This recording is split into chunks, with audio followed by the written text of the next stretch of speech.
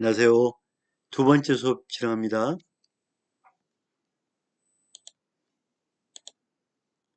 이 시간에는 소송 사기에 대해서 추가로 설명하겠습니다. 판례의 소송 사기 보면 실행 착수를 부정하거나 기망이나 소재기가 없는 경우로 보는 경우입니다.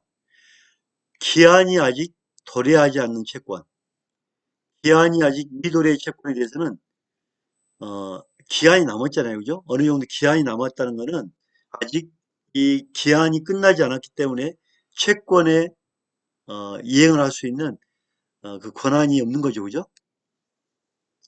기한 미도래 채권에 대해서 즉시 지급을 구하는 지급명령을 신청하였더라도 법원을 개방하여 부당한 이득을 편취하려는 개방한 행위에 해당하지 않는다 본 겁니다.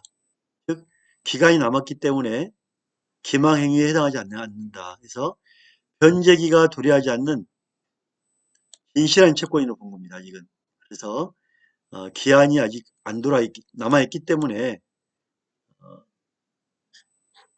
기망 행위에 해당하지 않는다. 이렇게 본 겁니다. 소송 사기가 아니다고 본 겁니다.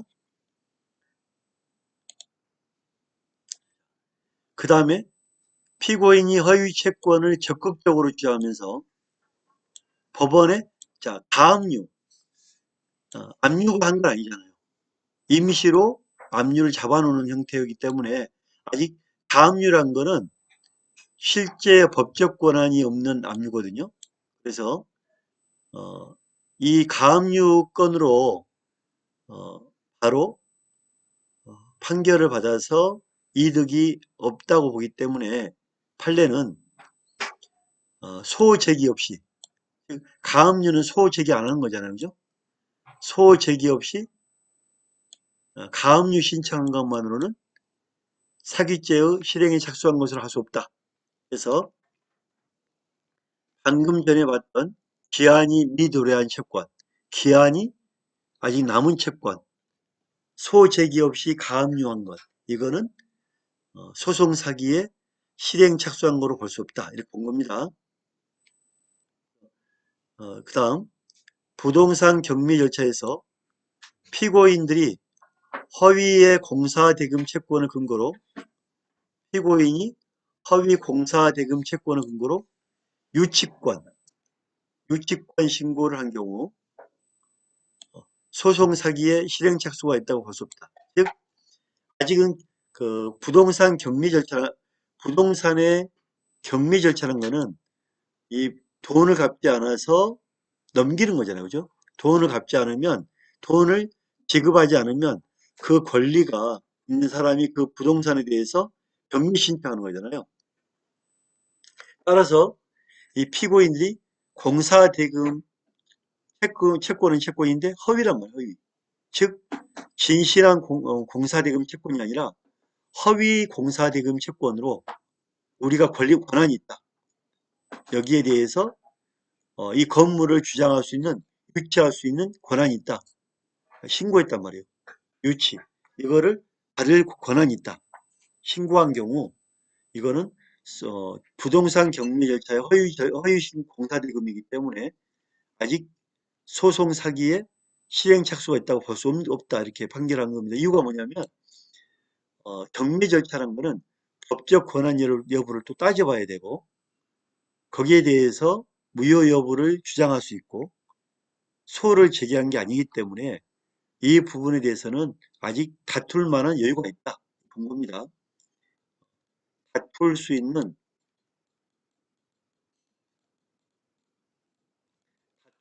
여지가 많다. 그래서 유치권, 돈을 받지 못해서 이 건물에 대해서 주장할 수 있다고 주장한 것에 대해서 다툴 수 있는 여지가 있단 말이에요. 그래서 소송 사기로 함부로 판단하기는 아직 빠르다. 그래서 지금 유치권 신고, 가압류 신청, 기한도래 채권 이런 것들은 소송 사기 신청으로 볼 수가 없다. 그래서 꼭 세 가지 기억하기 바랍니다. 기수 시기와 종료 시기. 소송 사기죄의 기수 시기는 사실심 변론 종결 시나 판결 선고시가 아니라 기수라는 것은 승소 판결이 확정될 때, 판결이 확정될 때의 소송 사기의 기수다. 이렇게 본 겁니다. 그래서 패소, 소를 피한 거로 확정될 때는 미소에 그쳤다. 이렇게 보는 거고요. 승소 판결이 확정될 때 기수다. 이렇게 본 겁니다. 그래서 소송 사기의 미수의 종료 시기는 소송이 종료된 때, 승소 판결을 받지 않고 종료된 때의 미수다. 이렇게 보는 거고, 어, 승소 판결이 확정될 때는 기수다. 이렇게 보는 겁니다. 자, 소송 사기의 간접정범. 간접정범이라는 것은 처벌을 받지 않는 사람을 이용해서 하는 거죠. 그죠? 권한 없는 자가, 권한이 없는 자가 정을 모르는 채권자, 아무런 권한이 없는 자가 정을 모르는 채권자를 이용해서 소송 사기의 간접정범이 성립하지만, 자, 이런 그림 한번 그려볼까요? 권한이 없는 자가 채권자, 그 정을 모르는 채권자를 이용해서 법원에 사기를 접수를 합니다. 제기합니다. 채권자는 그 정을 모르고 한 거죠. 이거는 채권자에 대해서 간접정범을 처벌받지 않는 자, 권한 있는 자를 이용하기 때문에 간접정범이 성립하죠. 그죠? 하지만 압류, 전부명령 신청하게 되면 간접정범이 성립하지 않는다. 이거 뭐냐면 이거는 이제 그 압류를 한다든지, 압류란 거는 실제로 거기에 대해 소를 제기하고 그 건물을 압류하는 거잖아요. 그 다음에 전부명령이라는 건 뭐냐면 그 권한을 가지고 있는 자의 권한을 바꾸는 거예요. 그러니까 권한이 있었던 자가 그 건물에 대해서 있는 사람을 권한을 바꾸는 명령, 압류하고 비슷한 의미죠. 신청하게 되면 이거는 소송의 신청이죠. 그죠? 어, 어, 압류 명령을 신청했기 때문에 이거는 직접정범이다. 직접정범. 어쨌든 간에 처벌에 받지 않는 채권자를 이용한 것은 간접정범, 직접 압류나 전부 명령을 한 것은 간접정범이 아니다. 자, 소송 사기의 간접정범을 인정하고 볼까요?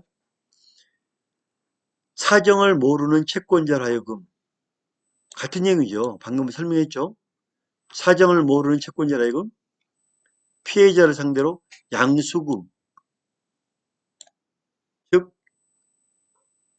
피해자가 양도하면서 내는 돈, 양수금 청구성을 제기할 수 있도록 한 경우, 피고인의 행위는 채권자를 도구로 이용한 자, 피고가 채권자를 통해서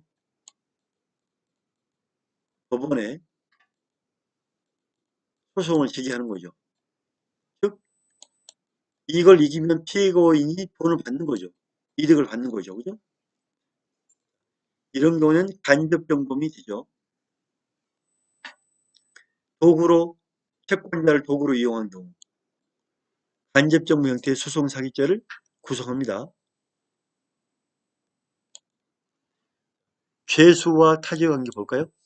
법원을 기망하여 유리한 확정 판결을 받을 때 소송 기수가 되죠. 소송 기수가 되고 성립하고 후에 상대방으로 하여금 부동산 이전 등기를 완료하게 하는 등으로 재물을 편취하는 것,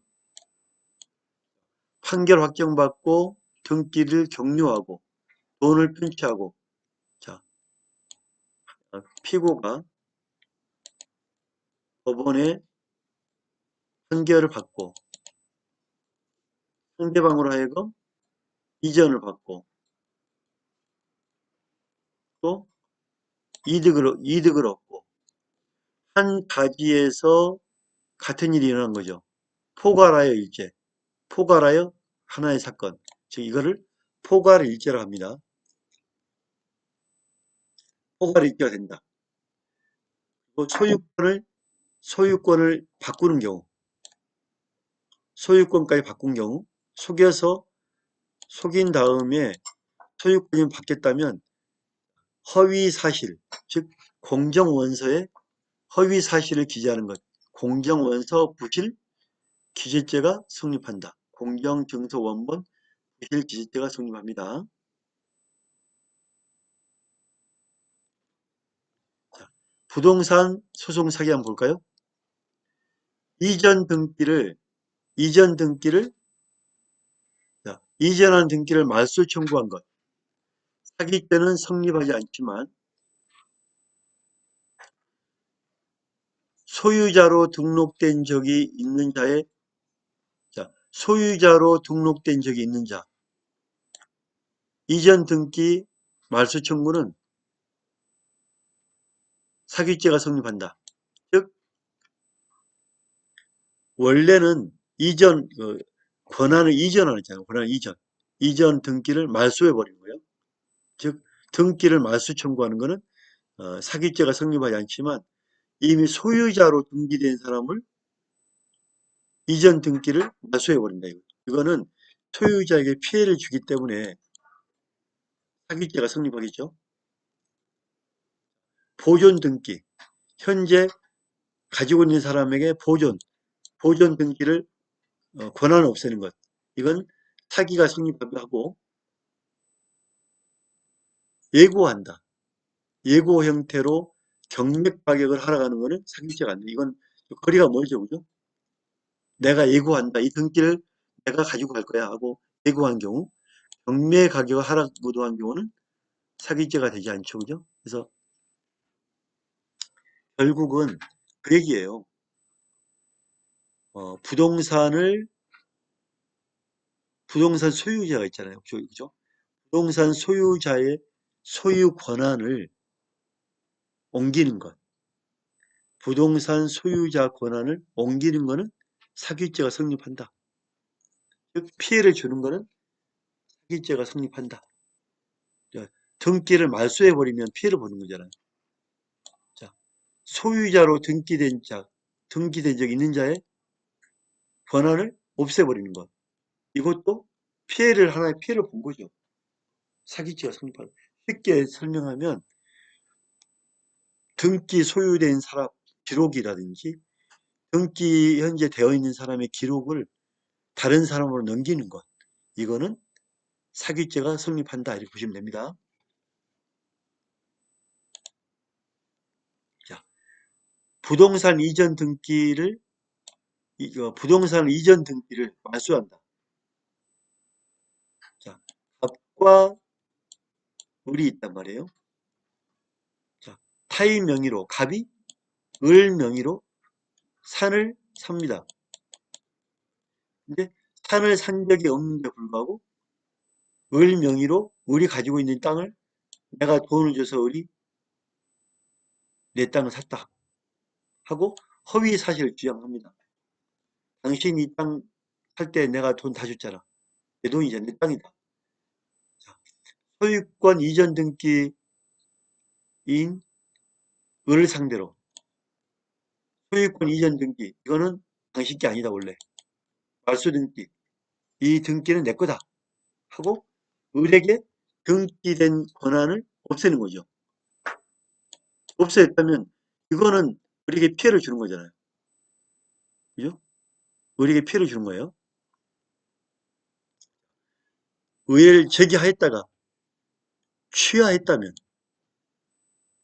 제기하였다가 취하했다면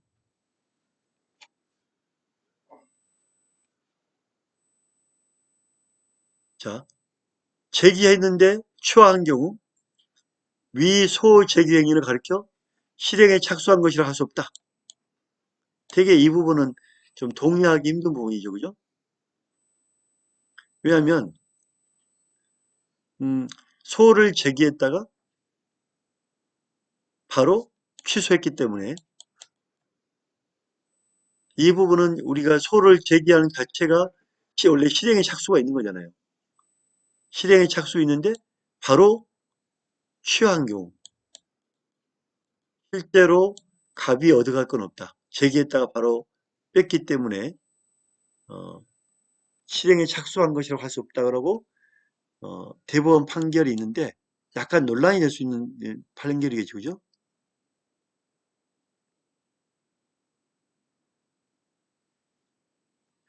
그러니까 이 대법원 판결을 보면 가끔 이런 부분에 좀 어렵다는 생각이 드는 이유가 이런 판결이에요.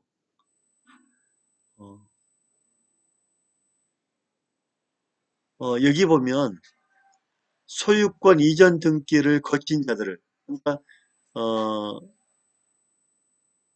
이 말뜻은 뭐냐면 내가 을에게 돈을 줘서 이 땅을 샀고 원래 내 땅인데 을이 병에게 팔았다. 병은 또 이 땅을 샀고 원 소유 땅은 이 갑이 거다 이거예요. 갑. 그래서 실제로 고소장을 냈다가 취소했단 말이에요. 근데 실제로 이 갑이 얻어간 건 없다고 대법원 판결은 받지만 시작은 했다가 바로 뺐는데 바로 하자마자 뺐기 때문에 이런 경우에는 얻을 게 없다 이렇게 보기 때문에 소송 사기로 보기 어렵다 이렇게 본 건데 약간 논란이 있는 그런 판결이 아닌가 싶어요. 어쨌든 우리가 이 부분은 꼭 기억하시기 바랍니다. 수업 여기서 마치겠습니다. 감사합니다.